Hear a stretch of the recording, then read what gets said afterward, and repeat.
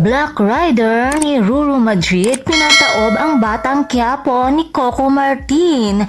Tuluyan na raw na nalagpasan ng Black Rider ang top hit seryeng Batang Quiapo ni Coco Martin.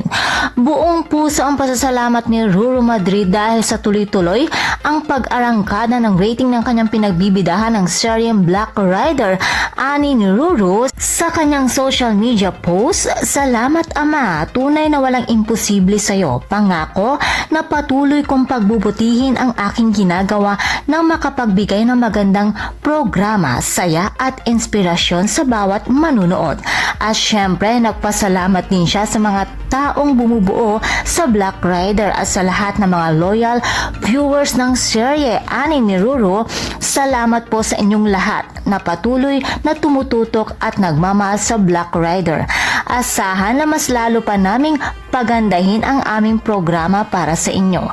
Ayon naman sa kolumnistang si Christy Fermin, nalampasan man ni Ruru Madrid ang programa ni Coco Martin. Ani ni Christy, Coco Martin is Coco Martin.